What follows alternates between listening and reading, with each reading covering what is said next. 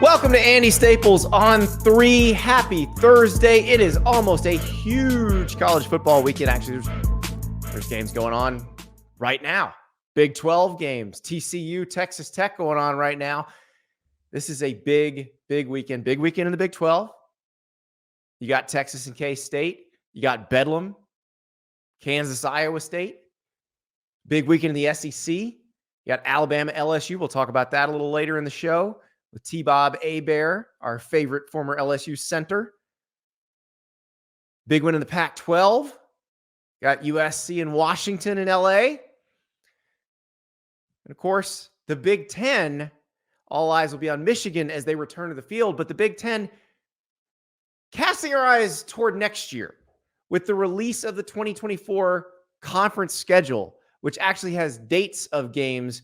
And if you're wondering, what will USC's debut Big Ten game be? Well, it will be at Michigan on September 21st, 2024. UCLA's first Big Ten game. Indiana visiting the Rose Bowl on September 14th. Oregon's first Big Ten game will be against UCLA, so it'll feel like a Pac-12 game. But then they play Michigan State at Autzen on October 5th. Washington, they get Northwestern in Seattle on September 21st. They also have to go to State College on November 9th. USC, they get Penn State at home on October 12th. So this will be fun. This is a lot of fun. This is stuff to get us talking. Of course, it's also a little bit of distraction from what is going on currently in the Big Ten, and that the athletic directors had their bi-weekly call on Thursday. The coaches had a call on Wednesday. ESPN reporting that call got a little contentious, that Jim Harbaugh was on it for a while. Then he got off so as to allow the other coaches to speak their minds on the sign-stealing accusations that are surrounding Michigan. And according to ESPN and the Athletic, multiple reports, there were quite a few coaches that were not pleased with this situation, would like to see the Big Ten do something. Now, we talked to Nebraska coach Matt Rhule for the show today, whereas all those other quotes were off the record. We got on the record quotes. He would not divulge specifics of what happened in that meeting, but he did have some pointed comments about acts that affect the actual game itself. While not pointing the finger directly, you'll get his point. So let's listen to what he had to say. This is part of an interview that you're going to hear later in the show, but probably good to hear it now. Yeah, I think it was a chance for everybody just to kind of talk about, how they felt, how they were impacted. Obviously, Tony Petitti, I think, is a wonderful commissioner, and I'll keep all the comments in house. But I think a lot of people's lives, livelihoods, jobs, their seasons, players' health. I mean, all kinds of things have been impacted by this. And so it was an opportunity really for all of us for the first time just to kind of see what's going and talk about it like we talk about everything really as coaches. I think the Big Ten does a great job of having regular coaches calls. This one was just specific to that incident. I know your season's going. When that stuff comes out, do you go back to that game and look at anything, or do you just kind of move on and deal with it later?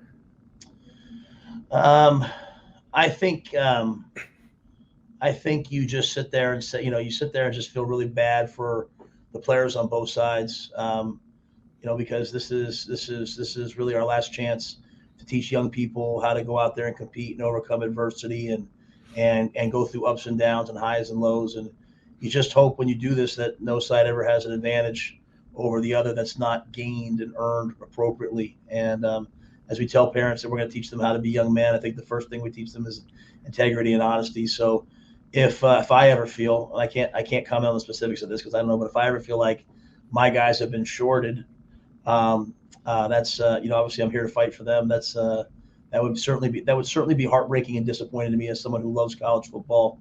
It's one thing when it's recruiting, but when we mess with the 60 minutes of the game, that's really, really, really impacting. Because I'll tell you this, Andy, players go out there and they get hurt. And if I ever knew what plays you were running, my guys are running the ball before the snap. I don't know that that's fair to the health and safety of our players or anything. So I certainly hope it's not what everyone says it is, but I don't know, so I can't comment on that specifically. So we don't know what Matt Rhule said in that meeting, but we know how Matt Rhule feels about that particular situation. And I think there's probably some other coaches in the Big Ten that feel the same way. The question is, what would be done, could be done about this now? And we've talked about this multiple times about what the NCAA can do, how that process works. And I'll give you a refresher. Remember, they investigate, they give a school a notice of allegations. The school has 3 months, 90 days to respond to that. The NCAA then has 30 days to respond to the response. So it's a pretty slow process. The Big Ten, the commissioner has latitude to discipline players, coaches, we think teams. If you look at the bylaws, the commissioner has some options here. But here's the thing. The commissioner can only do a fine that does not exceed $10,000, a suspension of no more than 2 contests. If they want to do more than that, major disciplinary actions is what it's called in the bylaws. That has to be approved by the Joint Group Executive Committee, which is a group of representatives from all the different Big Ten schools. That would require that group to say, yes, we will endorse this more harsh punishment than usual. I can't imagine them doing that. One, it's bad for business for the Big Ten to take a team off the board that could win the conference, could win a college football playoff game, could win the national title. And that's where Michigan sits right now. But 2, there's another part of this that I'm not sure people have considered. And that's if the Big Ten or the NCAA or anybody tried to take Michigan off the board this season, if they tried to ban them from the postseason this season, there's a group that would be adversely affected that would probably want some action taken on their behalf. And that's the Michigan players.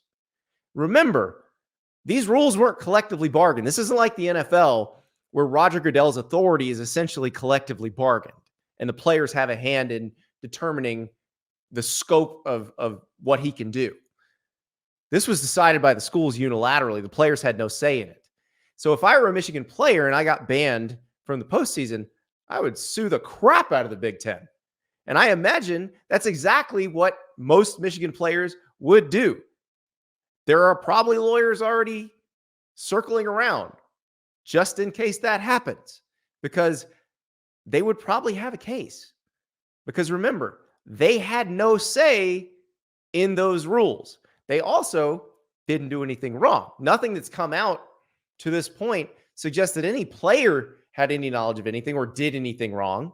And it's not like the NCAA rule that says the coach has to know what everybody's doing or the coach is responsible for what everyone in the organization is doing. It's not like that. The players don't have that same restriction. So if I were a Michigan player and something happened, I would absolutely sue the Big Ten or the NCAA or whoever issued that sort of punishment. And that's why I think, another reason why I think nothing's going to happen this season. I think they're going to be able to play out their season, and the NCAA will investigate, and potentially the Big Ten too, and they will issue discipline in the offseason. NCAA, possibly the Big Ten too, and then we'll see what happens. But I can't imagine, for all of those reasons I just said, I cannot imagine them doing anything in season, even if it's something that the league's other coaches or the league's other athletic directors want. But we'll see. All right, enough off the field stuff. Let's talk about the games, because this is a great weekend of college football, and that includes the Nebraska Cornhuskers. They're going to Michigan State. Is that a game that is going to affect any sort of national title race, college football playoff? Nope. But it is a massive game for Nebraska. We're going to talk to Matt Rhule about that. We're going to talk to T-Bob Hebert, former LSU center, about what it's like to play in an LSU-Alabama game in this era of LSU-Alabama as the Tigers prepare to go to Tuscaloosa for a game that very well could decide the SEC West. Now, I know Ole Miss will have something to say about that as well if LSU wins. So we got that. We got all the stuff in the Big 12. In the ACC, Louisville one loss, 7-1. They are going to play Virginia Tech at Louisville. Suddenly hot Virginia Tech. Remember Brent Pry? Everybody's wondering if he's going to make it. Well, they're doing well suddenly. We're going to talk to Louisville center Bryan Hudson, who happened to start his career at Virginia Tech and also is just the greatest center you could ever have, because, guys, get you a center that smokes baby back ribs for the entire rest of the offense. That's what Bryan Hudson does. That's the kind of people he is. We're going to talk to him later today. Big show. Lots going on. When we come back, we're talking to Matt Rhule from Nebraska. Bowl eligibility is 1 win away for the Cornhuskers. Given what they've been through, that would be a massive, massive step. We'll talk to Matt Rhule when we return. But first, we got to talk about Prize Picks. That's right. It is the most fun daily fantasy platform. So many options. You can play pretty much any sport. You've got NFL, NBA, NHL, college football, of course, and you can make up to 25 times your money. Basically, you're picking as few as 2 players, as many as 6, and you're deciding more or less than the projected total that Prize Picks gives you. So, give you an example. Will Dylan Gabriel, Oklahoma's quarterback, in the Bedlam game, will he throw for more than or less than 250.5 yards? Or Brady Cook, the Missouri QB, he's going to Georgia, 242.5. How about Carson Beck in that same game, Georgia's QB? He had a great game against Florida, but will he throw for more than 285.5 against the Tigers? Meanwhile, Ollie Gordon, the hottest running back in the country, Oklahoma State, he could be the difference in that Bedlam game. The number that they've given him is much less than what he's run for each of the last 3 weeks. He's got 122.5, but Oklahoma's defense may be a little bit better than what he's seen each of the last 3 weeks. So what are you picking in that one? Luther Burden, that great Missouri receiver, playing against Georgia's defense. This total, about where he is on average for the season. But would it be more than or less than 92.5 against that Georgia defense? That's how you do it. You pick 2 squares, 3 squares, 4 squares, 5 squares. You set your amount. Last week, I turned $50 into $250 just by picking groups of quarterbacks and deciding would they combine passing, rushing, receiving for more than a group of TDs. And the group I picked, man, they churned out the TDs and I won. Download that Prize Picks app. Use the code Andy, and they will match your first deposit up to $100. So if you deposit $100, they'll match $100. If you deposit $50, they'll match $50. Prize Picks app, download it, easy as pie. Code Andy, get that $100 deposit match, and get playing. There's so many options, and there's more as the games get closer. Friday night, I'll be going through some potential options on Twitter. You can help me figure out what I want to do. You can figure out what you want to do. It's a whole lot of fun. Download that Prize Picks app and use the code Andy. They'll match your first deposit up to $100. Matt Rhule inherited a program at Nebraska that had not been to a bowl game since 2016. Guess what? The Cornhuskers, 5 wins, headed to East Lansing. They can clinch bowl eligibility this week. This was a team that could not win 1-score games for years, and now suddenly they are grinding out wins. How did they do it? What's the difference? And how do they fix some of the issues? This team fumbles a lot. Can they get that fixed and make sure they get bowl eligible? We talked to Matt Rhule about it right now. We welcome Nebraska coach Matt Rhule. We've been rocking out to his personal office playlist while he's been out of the office. We went Amy Winehouse, Cody Jinks, and then little Dave Matthews, Ants Marching. You're all over the place, coach. That's Thursday morning for you right there. That's Dave is game plan mode, and so when I put on the red zone stuff, I put a little Dave on. So Dave is in the red zone. Okay, yeah, that's interesting. All right, because everything's compressed, so you need a little saxophone. Because you told me you're more of a Gray Street, kind of that era, when they brought the old producer back and the songs got a little down again. So yeah, that's good red zone music. Yeah, no doubt. He's the best. So long live Lily White. That's what it is. I remember Steve Lily White. So you guys are going to play Michigan State. The stakes are you can be bowl eligible if you win this game. You've won a few in a row with a team that before you took over could not win one-score games. What are you doing different that allows them to, in the fourth quarter, be able to put games away instead of let them slip? Well, I can't speak about before. I don't know how things were done. I do know we're kind of doing the same process we did at Temple and Baylor. We practice really hard during the week. I try to convince the guys that it's really not about starting fast, though we'd love to start fast, but we want to kind of be like a body blows organization that tries to play physical and get into the fourth quarter and be confident and make plays. So I think the players have just really bought into it. We practice really hard, and I think that gives them confidence when the game is on the line in the fourth. So you've had a lot of injuries on offense. You've had to adjust what you wanted to do.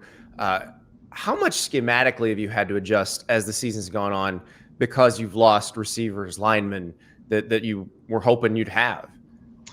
Yeah, I think at the end of the day, we want to run the football. We want to be explosive in the passing game. Haven't been very explosive, and I think as of late, we put the freshman receivers out there. They've opened the field up for us. We've had some long touchdown passes the last couple games, but I think Sat and the offensive staff have done a phenomenal job of just figuring out what guys do, what they do well. We started the season off with one quarterback, moved to another one. Every week, we lose 3 linemen against Northwestern. We start 3 different guys against Purdue and find a way to get a win in the Big Ten. So I think those guys have just kind of grinded. And, to me, offense is all about, you want to have a core philosophy, but just tell me what your players do well, and let's try to do that. Well, and that's the thing. Heinrich Harburg, you've been building around him since moving to him, and it seems like it's weird because this is Nebraska. We know what made Nebraska great back in the day. You guys are running some option. There's a touchdown against Purdue, the long TD pass to Jalen Lloyd that is the speed option as play action. Reminded me of a little Tommy Frazier. Now they would have gone triple as play action, but speed option as play action in 2023, I will take. Yeah, no doubt. We hit a 50-yarder off of the I formation option against Northwestern. And, the principles are still the same. I think the biggest thing, Andy, is we've played 3 or 4 games with gusting winds that not many guys could throw the ball into. Against Illinois, we kicked off into the wind and ended up recovering it because it just got up there and blew back to us. So, getting to the Big Ten West, playing here at Memorial Stadium, playing at some of the other places, you'd better be able to run the football. This is not, Baylor TCU anymore. I'm not playing in, 90 degrees and beautiful. So the option gives us an opportunity just to mix it in, to make you have to work on it, to create some elite play actions, to get the ball on the perimeter on really windy days. We'll be right back with more from Nebraska coach Matt Rhule. But first, let me tell you about Bird Dogs. I've told you, you want to live a life of maximum efficiency, you get your Bird Dogs lined shorts. You can wear them anywhere. They feel like they were made for you. But the weather's getting a little cooler. What are you going to do? You can't have your legs exposed to the elements. Oh, Bird Dogs makes pants too. Don't you worry. Look at these. The Stephen Jobs. Beautiful. Lined. Also feel like they were made for you, but they double as the best fitting chinos you've ever owned. You can wear them to work. You can wear them to dinner, wherever you need to wear them. Also, Bird Dogs makes incredible joggers that fit great when you want to look casual and sporty. Go to birddogs.com right now. They've also got polos. I got the Fidel Bass Pro right here. So you can cover your entire body in Bird Dogs. Use the code STAPLES and you get a free Hydro Flask style bottle with your purchase. So birddogs.com, code STAPLES for that free Hydro Flask style bottle. Live a life of maximum efficiency with Bird Dogs. I am very glad you mentioned that fourth quarter touchdown to Malachi Coleman in the Northwestern game because I have a photo for you. I have a screenshot. For the kids in the audience, and Matt, I've learned in the last few days that the audience is pretty young. Like we talked about the TV show Dallas on last night's show. They didn't know what show that was. Kids, this is the I formation. There's a fullback and there's a tailback. And when Heinrich takes the snap, he's going to fake to that fullback. That's called a dive. And those cornerbacks are going to go, what is this witchcraft? And they're going to crash. Touchdown. It was I like brought a tear to my eye, Coach. It's funny that that fullback for us, Janiran Bonner, great young talent, just a freshman. He was a receiver, really highly recruited receiver, and he went from receiver to tight end. Then we said, hey, you want to play a little fullback, and man, he'll go out and do it all. So I can't wait for 3 or 4 years from now where he's a senior, he's out there, he's running routes in the slot, and then comes back and we can get in the eye. I mean, I think the sky's the limit with the personnel that we have. How does that conversation go when you're talking to him about that role? Is it hey, Coach, whatever I need to do to get on the field? It's different with every guy, but with JB, man, he's going to do whatever you ask. Like we've handed him the ball, we've asked him to run down on kickoff. I mean, we have some guys here that just want to win, they want to play, and I think the fact that we as a staff have a track record of putting players from Temple and Baylor, switching their positions, putting them in the NFL.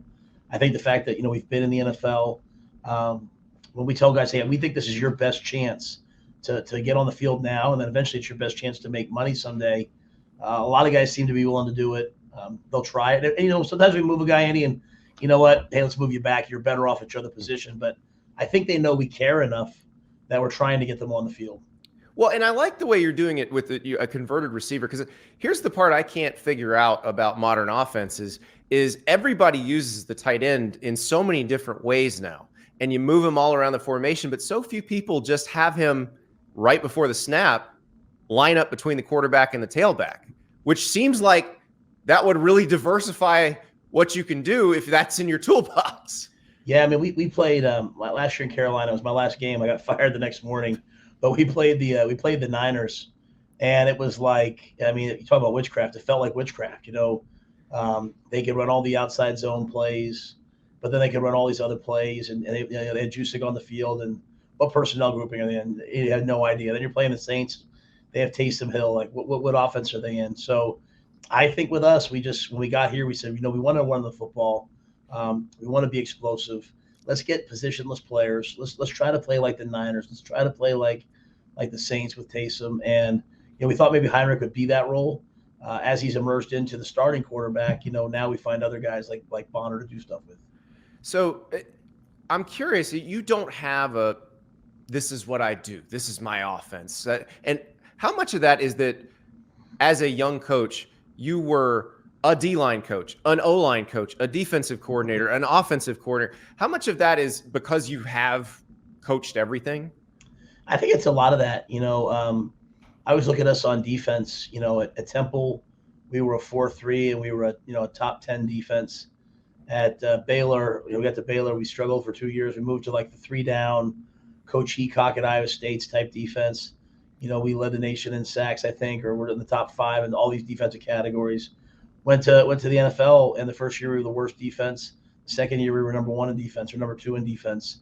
And we adjusted to more of a double stand-up edge, hybrid 3-4 type thing. We got here, Phil Snow, who had been with me for a long time, left. Tony came in. Tony's a 3-3-5 guy. So to me, defense is not about the scheme. It's about how you tackle and block and get off blocks, and it's about how you practice. Offensively at Temple, we were in I formation. We went to Baylor. We were more spread. Here we were kind of going back to our roots. So I just think I like to look at the players. I like to say to myself, like, hey, what do they do well? But at the core of it, we want to run the ball and stop the run. We want to create explosive plays and not give them up and win third down and score touchdowns in the red zone. It's not real complicated. It's just really, hey, what's the best way for us to do those things? Well, you are leading the Big Ten in runs of over 10 yards, so that it's happening. But I want to bring up probably something that drives you nuts, and that's the ball security. You opening kickoff. Now you recovered that one, but you had some other ones that you lost in that last game. And I heard you talking in the press conference about the X factor, about you've got the ball in one hand and then you bring the X over. How much do you smile when Emmett Johnson, as he's crossing the goal line untouched, does the X factor to protect the ball coming across the goal line? Yeah, it's just kind of in those freshmen's bloodstream. Like Jalen Lloyd scores his first touchdown, he does it. Tommy Hill picks off a pass, he does it. And it's one of those standards that we have. It's really, I learned it from Christian McCaffrey. Like I showed them the video of Christian, he's at the 49ers, I think at the time after, we both left, and he scores a touchdown and he's doing it crossing the goal line. To me, it's kind of the standard you want to have program wide that says, hey, even when I'm about to score, I know I'm not going to fumble. I'm still going to just do this one little thing because we know the ball is the most important thing. And for me, Andy, we're leading the nation in fumbles. We're leading the nation in lost fumbles. To be 5-3 with that happening, I mean, it's crazy. And so, extreme times, they call for extreme measures. And we practiced ball security this week more than we ever have. And it's not any one thing. It's snaps, it's drop snaps, it's all kinds of things. And so to go up there to East Lansing and try to win a game versus a really, really stout physical defense, we cannot turn the football over. But it was pretty cool to put a picture up at the team meeting of Emmett side by side with Christian McCaffrey and just say, hey, the standard is the standard. And being able to show the guys, hey, this is what it looks like, not saying, hey, don't do this. So now, do you do anything like, the program, one of my favorite movies where Darnell Jefferson has to carry the ball around campus and everybody on the team is trying to knock it out. Do you with your skill position players on offense, do you hand them footballs and be like, all right, everybody go get them? It's funny you say that because that was our running back coach's suggestion. And, my point to those guys was like, you know what, guys, I don't want to get a call from some, professor on campus whose class has been disrupted by our guys, like happens in the movie. But also it's kind of down to like 3 or 4 positions. It's just a couple guys. And so, to me, everything's technical. Everything is, it's not that they're not trying. It's like my golf swing. I tried really hard to hit it down the middle, but, if something's off. So how we hold the ball, just making it technique, but trying to really practice it a lot more and a lot harder. And that's what we've done this week.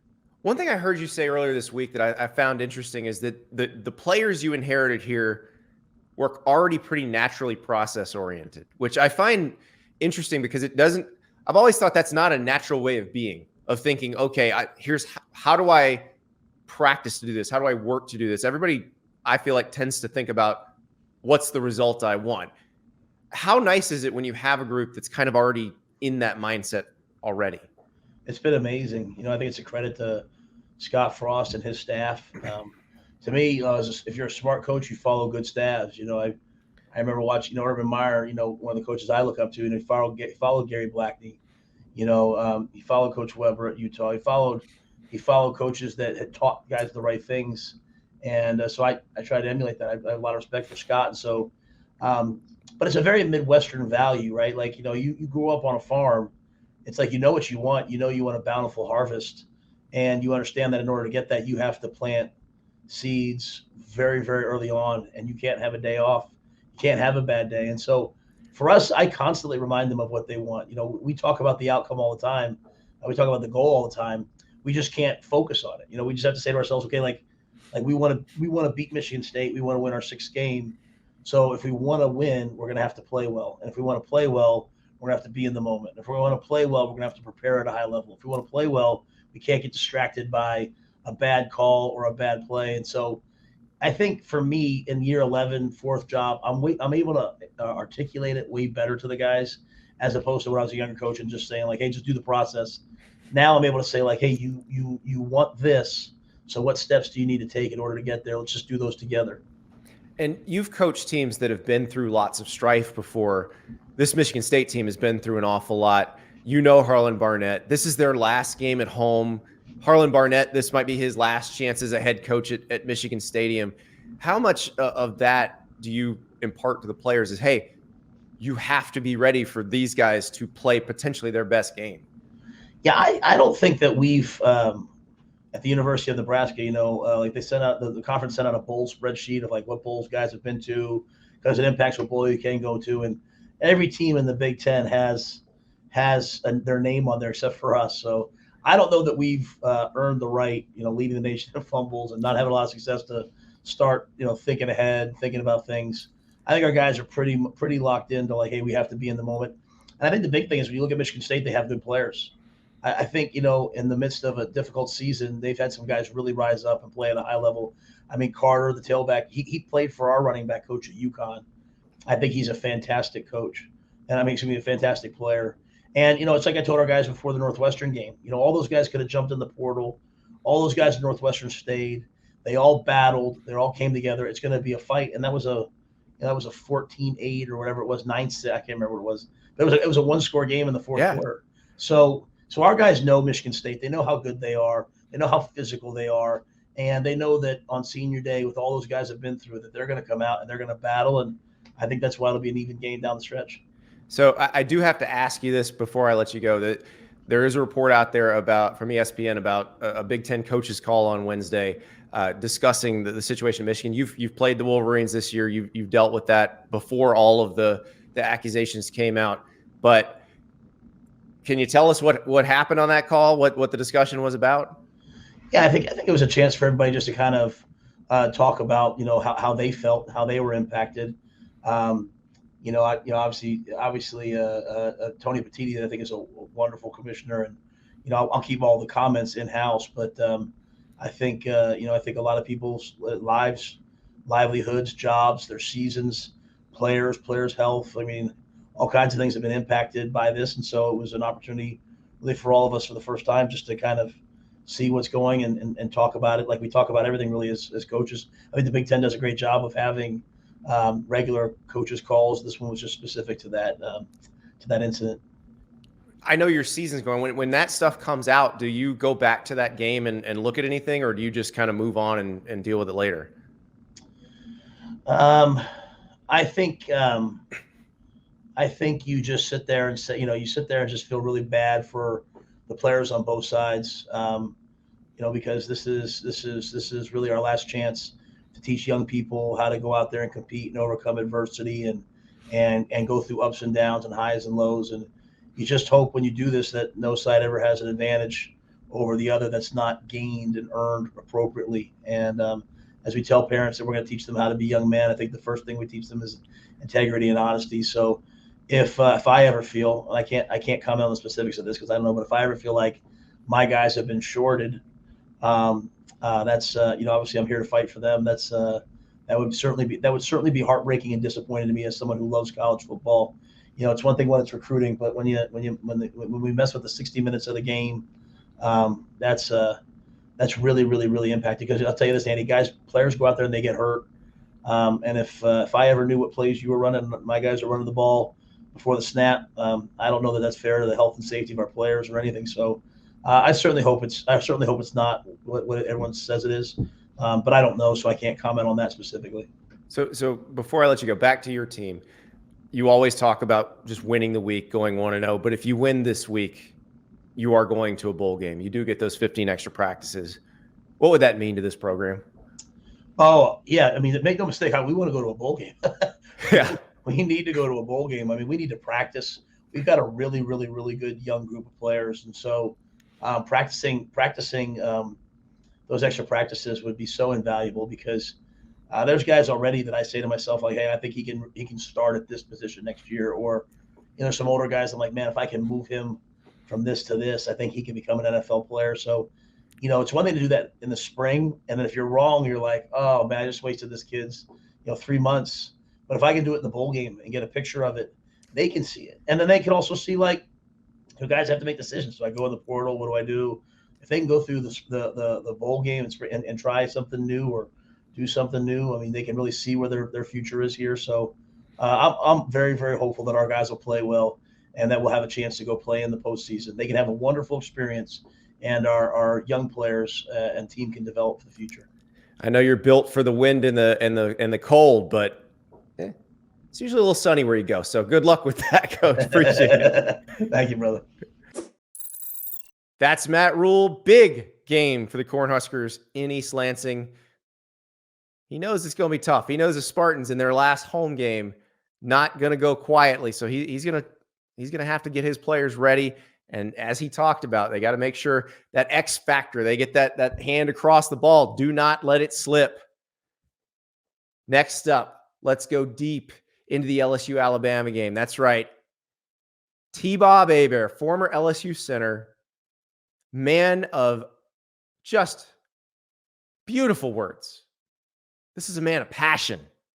He's going to explain to us what it is like to be a part of the LSU Alabama game when it is the focus of the entire country. Here's T-Bob. We welcome T-Bob Hebert, former LSU center, current host of Off the Bench on 104.5 ESPN Radio in Baton Rouge. Also co-host with the great Aaron Murray, Snaps. Yep. Great podcast on the Volume Network. Also, Rivals down south.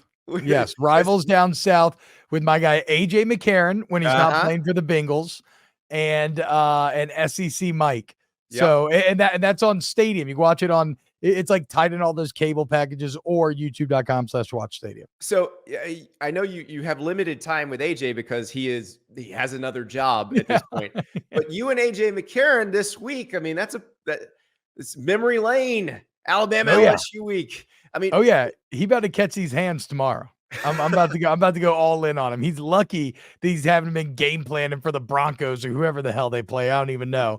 Because otherwise I'd have already been talking that shit constantly all week long. When y'all played, though, that was when this game was elevated to the best game in the country every year.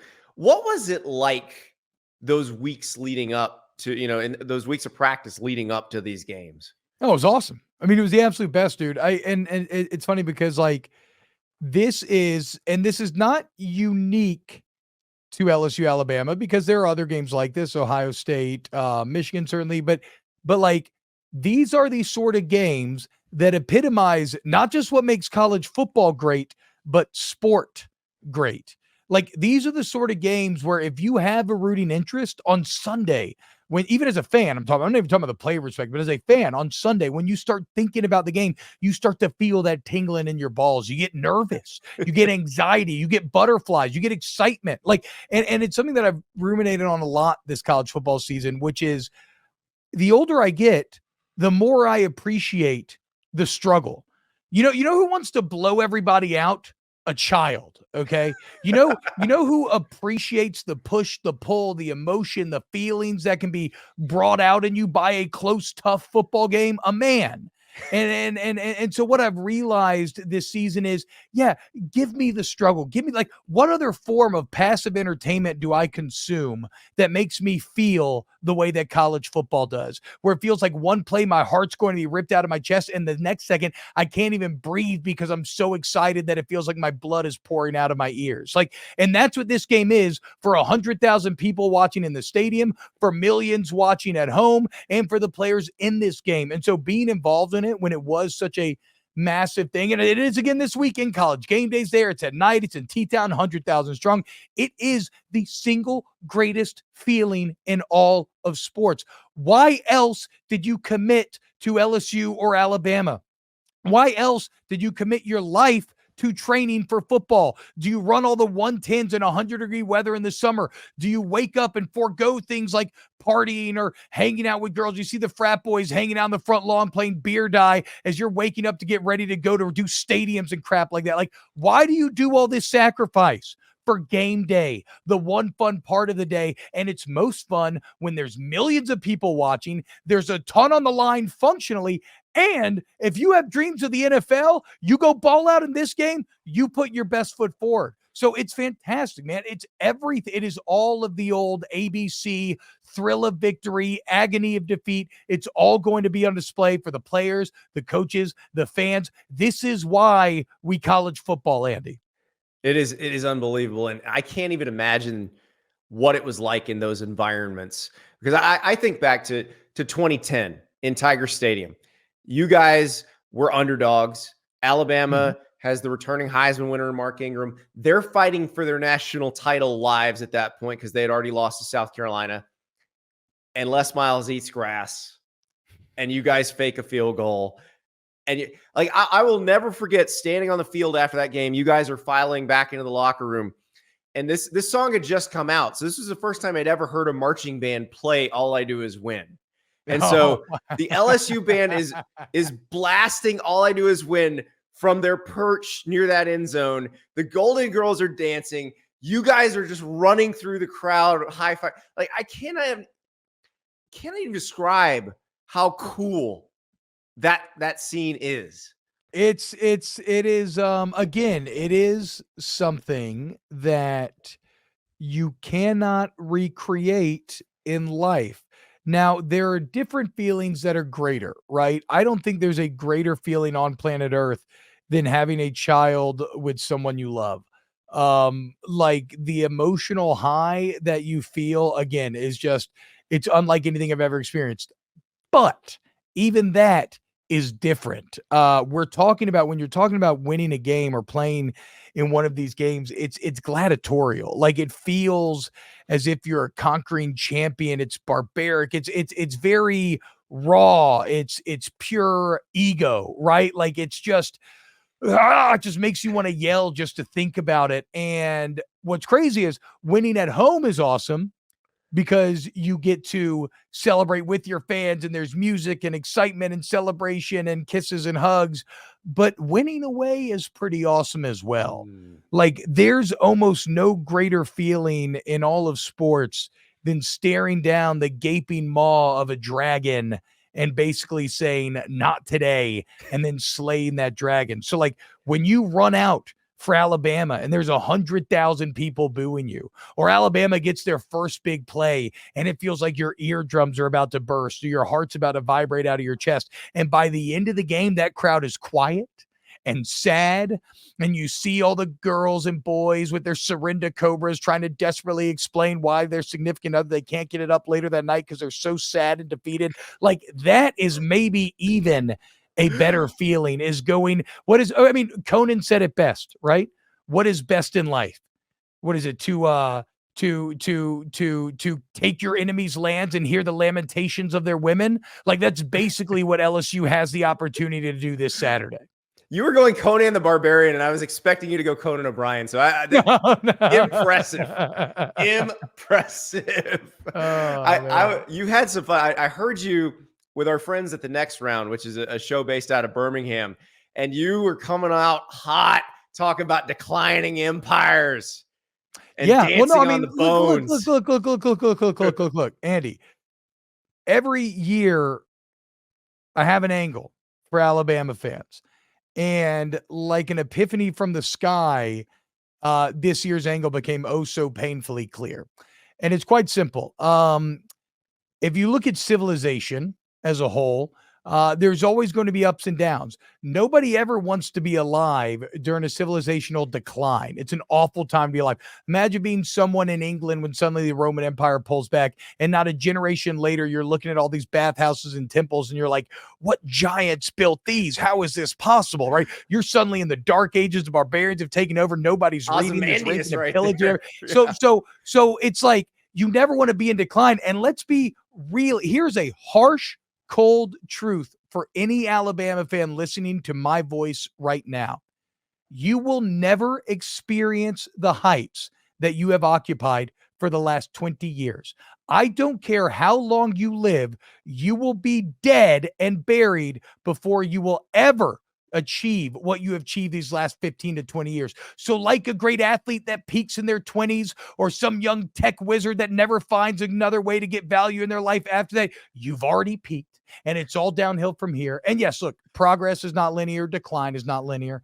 Maybe you sneak a natty in on the way down, but make no mistake, the consistency with which you have gotten to enjoy and cheer for will never happen again. And one day you're going to be dying. You're going to be on your deathbed and you're like, oh my God, that son of a bitch was right. And I hope you see my face floating above you as you breathe your last, and you understand that it really was the best from 2010 to 2020. You've already been cucked by Kirby. You let Steve Sarkisian come and beat you by 10 in T-Town.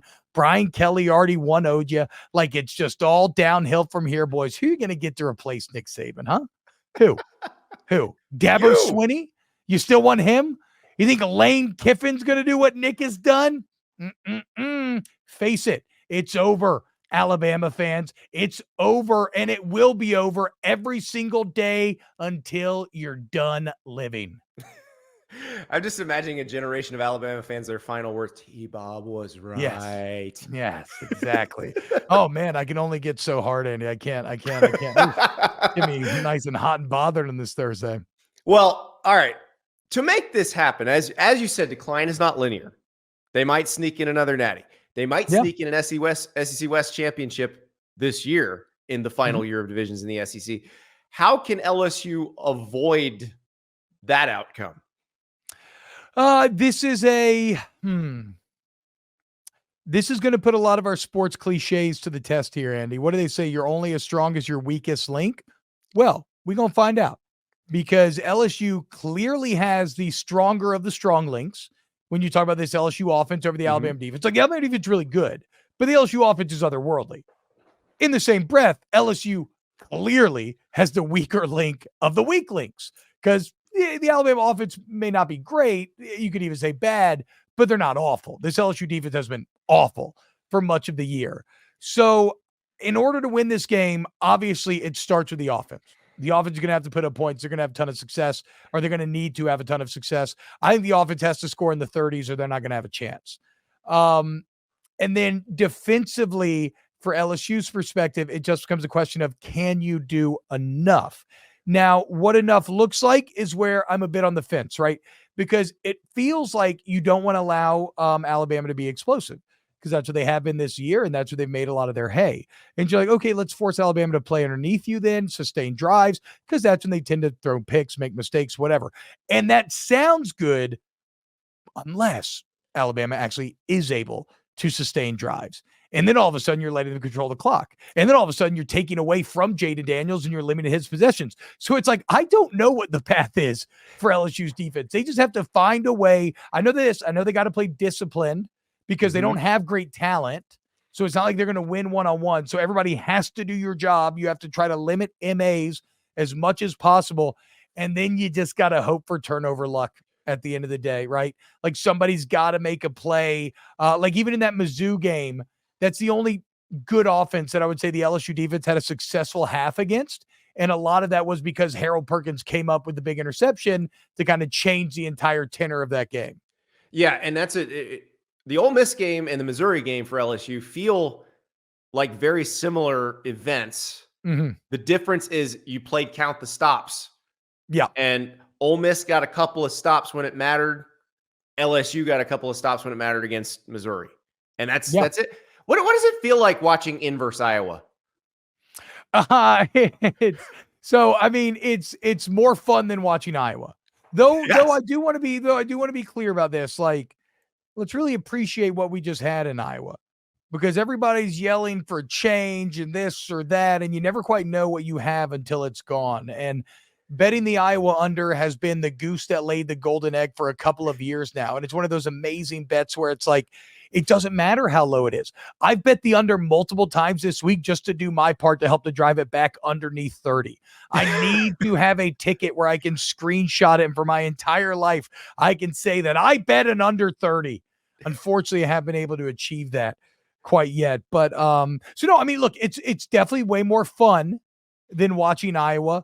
But it's kind of it's maddening in its own way, certainly, to be so ineffective on one side of the ball. And maybe unlike Iowa, it's a bit at odds with what LSU fans are used to, as for, a couple of decades there, it felt like LSU was Iowa, where the offense wasn't going to be anything and they were going to do it with great defense. And now the complete opposite is the case. But again, from a spectator standpoint, it's way tighter to watch, like, oh shit, there's another 50-yard touchdown. Like instead of like, oh, another 3 and out with a solid punt. Hell yeah. Well, but it's just amazing, because we were talking to Shea Dixon from On3's The Bengal Tiger the other day, and he explained it. He's like, this is the offense that was promised all those years. We're going to open it up. We're going to go vertical. We're going to throw to the tight end. Like, this is everything y'all have ever wanted. Yeah. And it's the one year you don't have DBs. And what's fascinating to me, though, too, is that LSU fans really should not take for granted that you're getting an otherworldly 2019-esque level of production 4 years removed from 2019 and with a completely different cast of characters. So that's kind of incredible to be able to have that otherworldly production, but with a completely new set of guys, not just players, coaches, so like everything top to bottom new. And yet you're back there. That's kind of fun. And that's kind of exciting. And I never want to lose sight of the fact that this all goes back to the hard work that Jaden Daniels put in this offseason. This did not happen by accident. Jaden Daniels didn't take such a massive leap in his game just because he's older or more experienced. That man worked his ass off for 8 months over the offseason to really learn progressions, to learn this offense inside and out. You know, whenever you have greatness, you have these sort of tales that some will accuse of being apocryphal. Maybe they are, maybe they aren't, right? But I love this story about Brian Kelly basically saying that they had to change the hours and change the rules for Jaden Daniels because he was like getting up there at 5 a.m., not leaving till 8 p.m.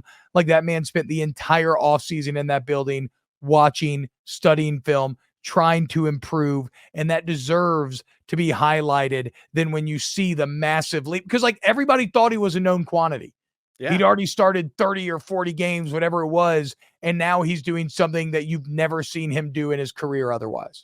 Well, and we've seen multiple eras of Jaden Daniels, which we're not used to that for a college player because there's a finite amount of time you can play in college. He's obviously getting the extra year, but he was kind of the wonderkind as a freshman at Arizona State, which when you're throwing to Brandon Ayuk and you're handing to Eno Benjamin, that can happen. Then the decline, because he didn't have much talent around him, he comes to LSU, he looks somewhat one-dimensional.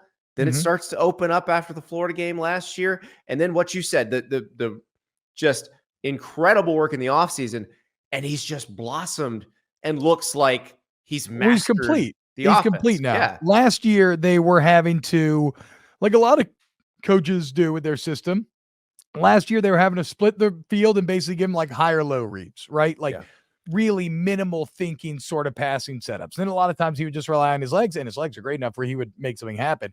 This year, he's legitimately going through all of his progressions. He's working every part of the field, including over the middle on timing routes against zone defenses, which is something that he would never have done last season.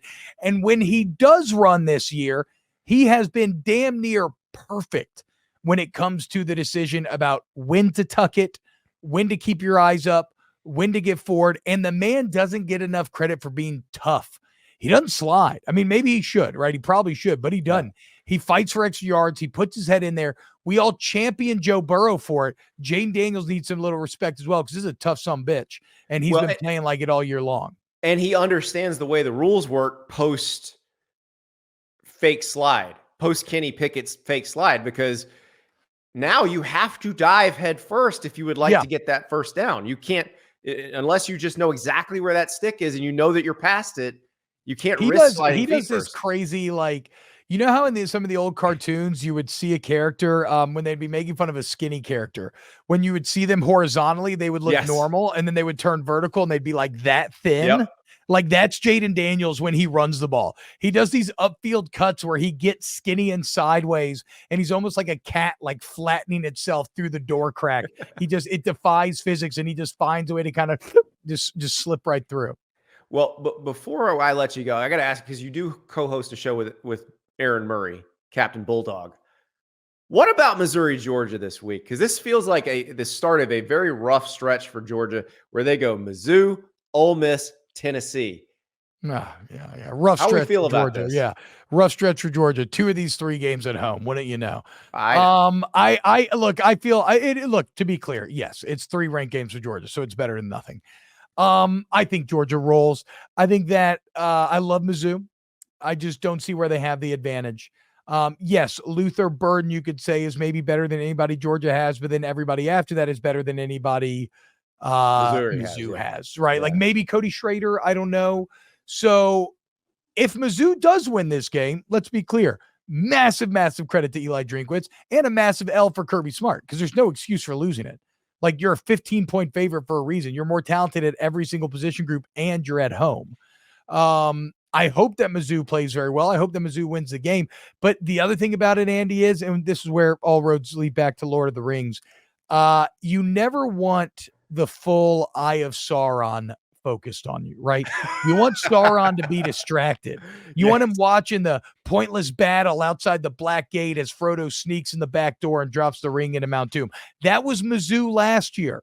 You had a complacent, somewhat distracted Georgia that wasn't really taking it seriously. Well, now, due to the scare, due to the fact that you're ranked 12, due to the fact they're actually good this year, you now are getting the full focus of Sauron's gaze. And I just don't see how Mizzou's going to hold up under that intensity. Who is Cody Schrader in this analogy? Is he Frodo or Samwise? He's Sam. Cody's massive Sam energy. I mean, for sure, dude. Not like overly talented, but gritty. I can't carry the ring, but I can carry the rock. Let's do it. I love Cody Schrader. And you could say that maybe he's better than anybody Georgia has. Mm-hmm. Sure, whatever. Like I'll give credit to that. But again, every other spot Georgia is better. So maybe the Frodo and Sam that is Brady Cook and Cody Schrader can get it done. And obviously Luther Burden would probably be like Aragorn or something because he's so badass. He's Gandalf. He's magic. Yeah, exactly. He could be Gandalf. Sure. Yes. Like one of the actual really good fighters. I'm going to have to, we didn't know each other at this time. Etiquette question. Yeah. So when I saw The Return of the King in the theater, I might have started a Rudy chant. Oh, no. As they were going up Mount Doom. Was I wrong to do that? I think so, yes. Okay. I think you are talking about one of the premier emotional moments of the trilogy there. And well, I guess it comes down to this. Was it born from a place of genuine excitement, or was it born out of a more cynical humor?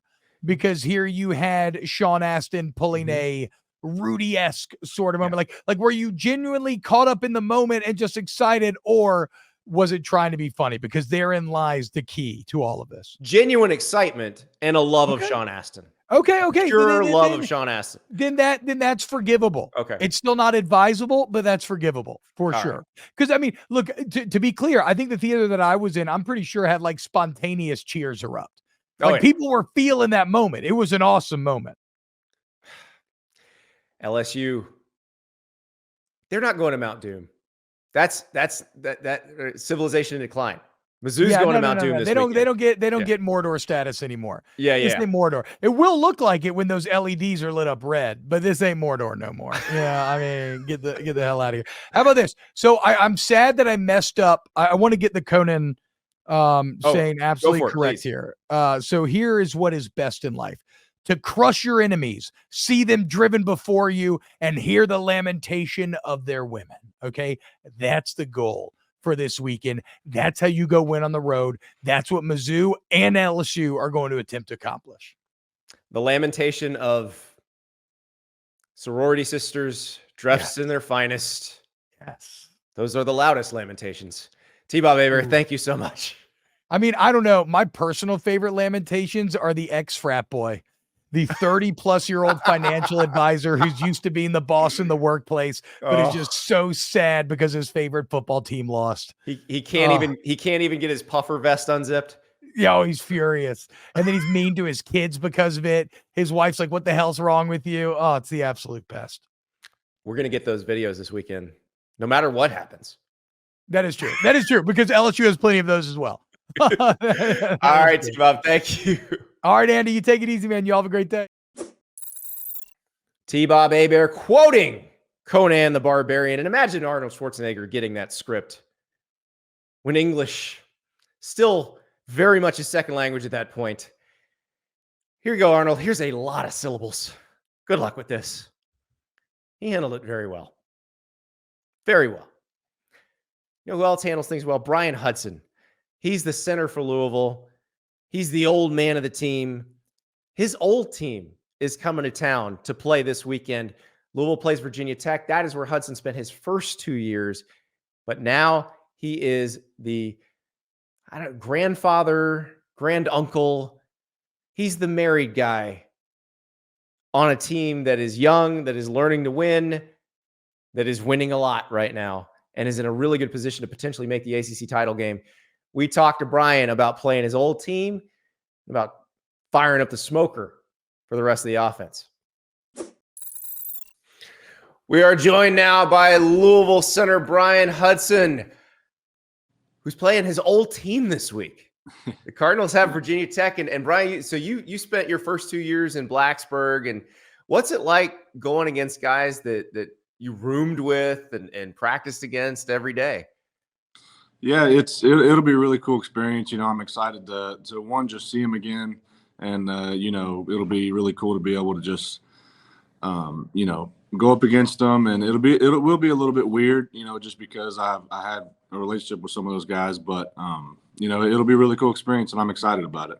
So they're coming to your place. You don't get to take the new teammates to Cian or Sandman, but well, I will ask you, since you've been a Virginia Tech player, what is that like? Oh, it's unreal. It definitely lives up to the hype. It just gives you chills every single time, even just watching it on TV or, on social media. It's an unreal experience that I was very fortunate enough to be able to have, and it's an unreal experience. I do, it would be cool to experience it one more time, but it'll be good to have these guys come up and play at our house. Is that weird? Because I know like that song still gets played everywhere. If you just randomly hear it, does it just take you back? Oh yeah, it does. Even at some of our games, they play it, and it's a popular song, at just athletic events in general. So it does take me back. So this year has been very special for you guys at Louisville. And it's first year under Jeff Brom. You got a bunch of guys who came in and are helping you out, but also you guys that were there under Coach Satterfield having, your best year. What's it been like since he got there? Yeah, it's been incredible. Coach Brom and the whole staff that he's brought in has obviously done an incredible job. Just bringing the type of culture that he wants, and just bringing a sense of pride to the city and to this town and this school that with not only him, but several people that he brought, several coaches to the staff are alumni or have some type of connection to the city of Louisville. And so they've done a really good job with, just improving the culture here and bringing just that standard of excellence that he has. And it's shown this season so far. So he's done an awesome job, and credit to him and the staff. When did y'all realize that this team could be really good? Well, to be honest, it started early in this offseason when, not too long after Coach got here, and, I saw the shift in a lot of just the overall team's mindset, and just how they came to work every single day, starting in this later on in the spring, in the summer, and it obviously creeped into fall camp and in the season. And it was just that shift in, coming to work every day, doing things the right way on a consistent basis. And, the more and more I saw that personally, I remember talking to several of the guys and just saying, we have a chance to be special. And, it's heading in that direction. And, like we've said, we've been fortunate enough to have a really good season so far up to this point. And, they do a good job of every week to week, kind of resetting our mindset and going to the same every week, the same exact way with the same level of preparation. And, it's shown. What was that reset like during the bye week? Because you guys beat Notre Dame, and then you're banged up and you lose to Pitt, and you got to get things settled down. Whatever they did must have worked, because you come out and shut out Duke. But what was it that happened during that week? Yeah, I think, for one, it was a great chance for a lot of the guys to get healthy and, just kind of have a really short break away from the in-season, part of it, and the kind of overload of what we go through. But it was just a chance to reset. And I think it just kind of, especially going into that bye week, having come off of a loss, that really set with us. And you could tell the response from this team immediately on Sunday after that Pitt game was a great response. We came in ready to work, ready to learn and correct the mistakes that we made. And because we didn't want to let that happen again. So, it led to a great bye week, lot of guys got healthy, as I said, and we had a great week of practice this past week, and it showed on Saturday. I was gonna say, were you one of those guys? Because I know you were limited in practice, but just playing every snap still. Oh yeah. It was great for me, because I've been dealing with a knee injury this season, and so it was good to just kind of have a little bit of a rest for my body as a whole, and just get extra treatment and rehab, and just be as good as I can be on Saturday. So you are the old man on this team. Married guy, got married over the summer. Congratulations. Thank you. Thank you. What is that like? I mean, I'm sure you see these freshmen, they're living a completely different life than you now. Yeah, it's different. They joke about that with me all the time, being the old guy on the team, and the grandfathers, some of them call me, but yeah, it's a lot of fun. I just love being able to learn with those guys, and to share, what I've learned with them, and just kind of help them, because they're, especially like you mentioned, those freshmen, they're, just beginning their college career and experience. And so it's been awesome. I read that you had, quarterbacks and the rest of the linemen and the running backs over for a cookout earlier this year. Is that the first, hosting as a married couple? Bring every big get together. It was, yeah, it was really nice opportunity to have that. I just wanted to have the whole or most of the offense over, and so it was a really cool experience, and a great chance to have them over to the house, and it was cool for me and my wife to be able to host those guys, and she loved it. So it was just overall a great weekend. What's on the menu for something like that? So we had a couple of the guys came over, a few of the quarterbacks came over and helped on the grill. But really, yeah, they wanted to come over and take care of the O-line. So I smoked some ribs, and we had some burgers and hot dogs and stuff, some brats, and a few of the guys brought over some sides. So it was an awesome day. So now we're talking. Okay, when we're smoking ribs, do we do the 2-2-2 method? How do we do it? I'm a 3-2-1 guy. 3-2. So, okay. Yeah, 3-2-1. That's what Very I do. nice.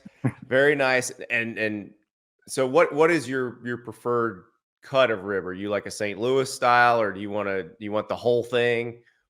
Yeah, what I did this summer was mostly just the baby back ribs. Your baby back. Okay. Yeah, baby back. Yeah, that's what I do mostly.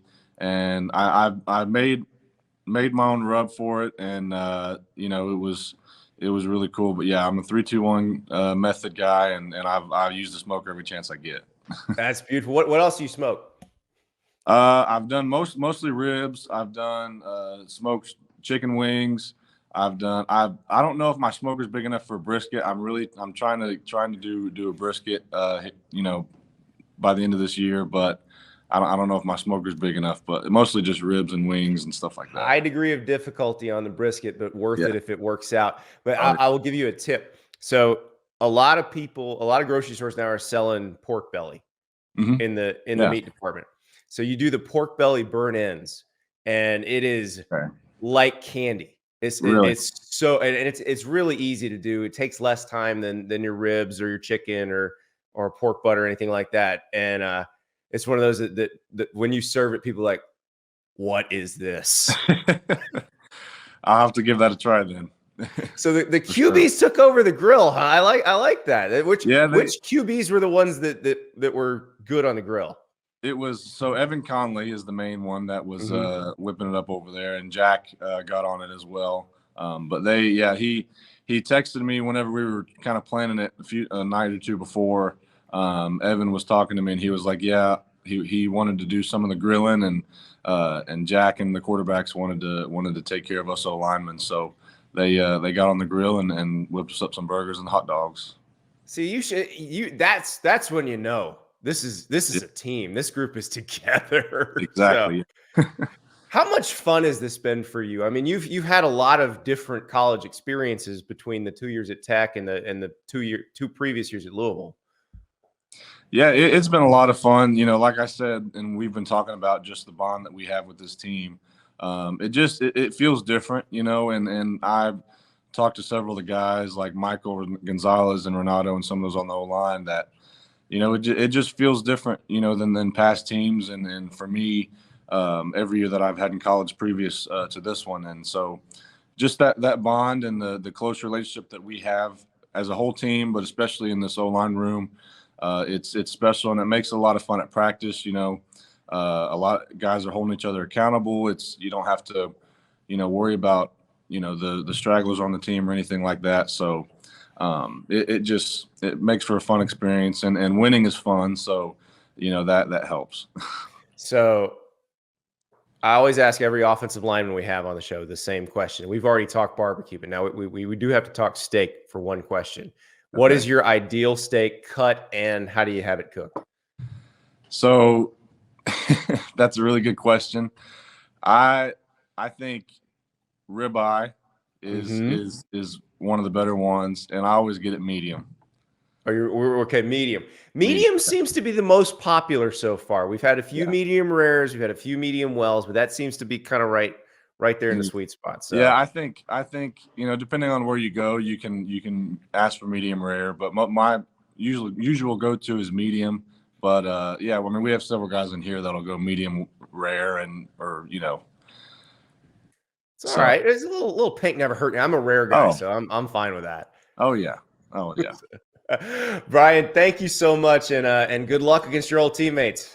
Thank you. I really appreciate you having me on. That's Bryan Hudson. He blocks and he makes baby backs. Not much more you can ask for in the center. There just really isn't. It's been a great week. This is going to be an incredible weekend.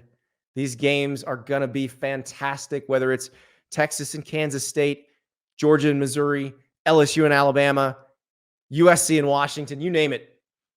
It's going to be awesome. So go have fun. Go be safe.